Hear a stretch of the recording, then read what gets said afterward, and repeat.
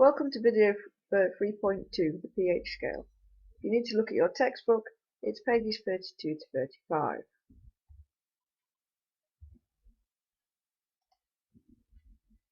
Here are the lesson objectives for today. First of all, you need to know that pH equals minus log 10 of H+, where the square brackets represent the concentration in moles per decimeter cubed. Secondly, you need to be able to convert concentration into pH and vice versa, so you need to be able to convert pH into concentration as well. You need to be able to calculate the pH of a solution of a strong acid from its concentration, and be able to calculate the pH of a strong base from its concentration. So you've already met the pH scale right from about year 7. You'll have seen a diagram like this, where the colours obviously represent the universal indicator colour that would be. And you are used to the fact that it goes from 0 to 14, and that 7 is neutral, below 7 is acidic, and above 7 is alkaline. So although you've met the pH scale, you may not have been actually explained what pH is. So pH is a mathematical expression.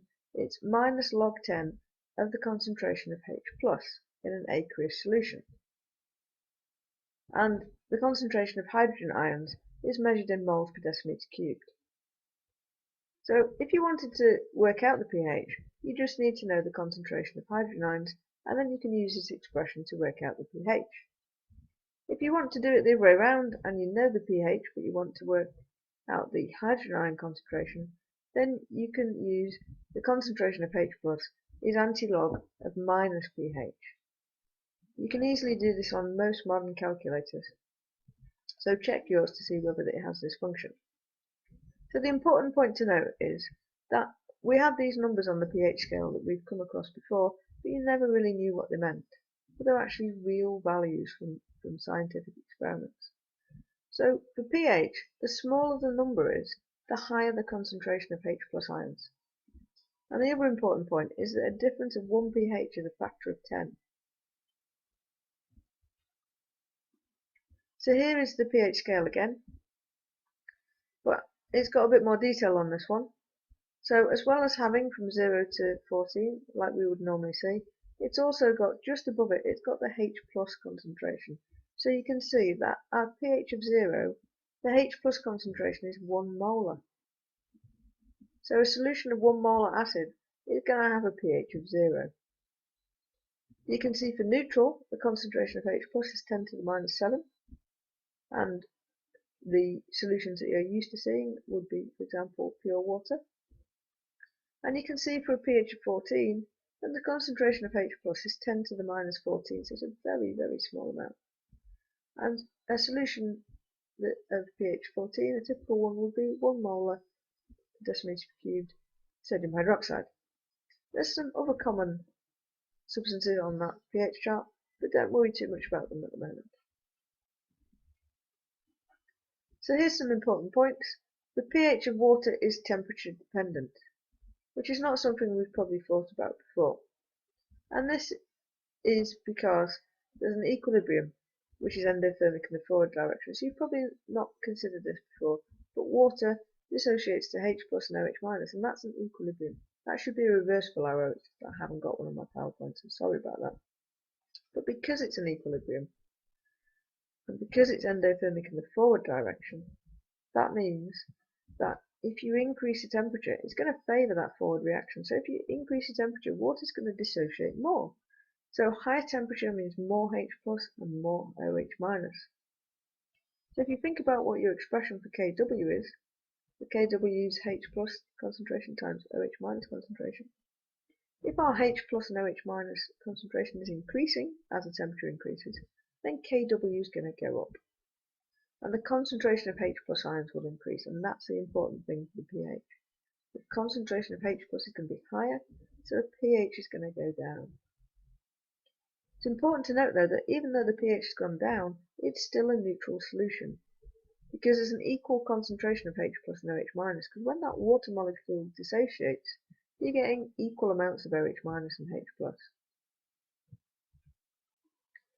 So we need to know how to do some calculations, and the first one I'm going to talk to you is the most straightforward, which is to calculate the pH of a strong acid.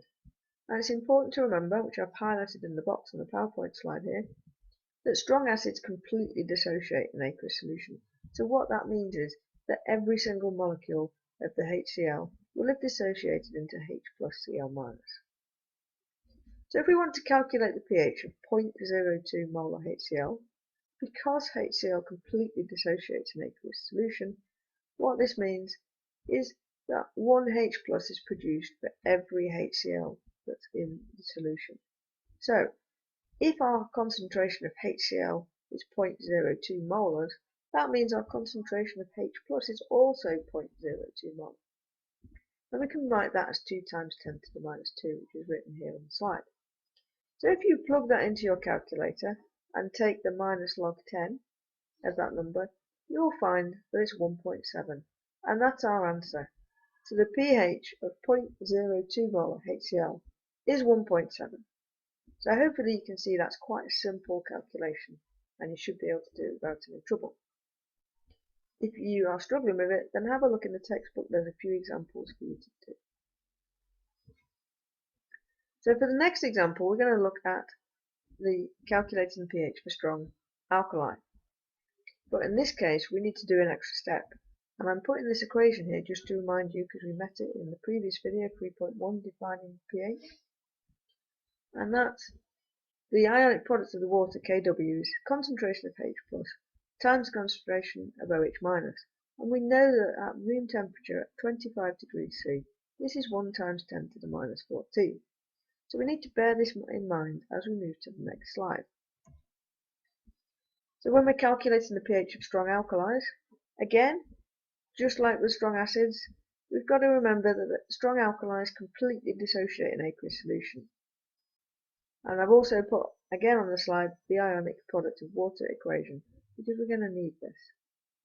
So to calculate the pH of 0.1 molar sodium hydroxide,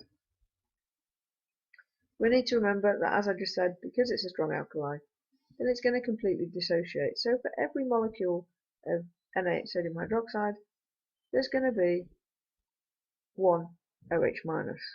So if we have 0.1 molar sodium hydroxide, then we're going to have 0.1 molar of OH minus ions. So our concentration is going to be 1 times 10 to the minus 1, which is just another way of writing 0.1. Now, when we had the H plus concentration, we could just log it at this point, but we haven't got the H plus concentration here. We've got the OH minus concentration, so we need to take an extra step. Now, from our ionic product of water, we know that that is 1 times 10 to the minus 14 at 25 degrees C.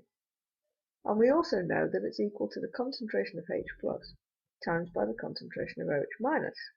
So if we rearrange that expression, then the concentration of H plus is Kw divided by the concentration of OH minus. And if we do that calculation, we have 1 times 10 to the minus 14 divided by 1 times 10 to the minus 1. And if you put that in your calculator, you will find that it's 1 times 10 to the minus 13.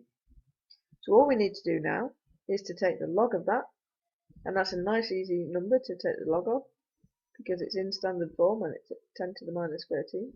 So, if we do that, we find that the pH is equal to 13. So for 0.1 mole of sodium hydroxide, our pH is 13. So let's look at our lesson objectives again.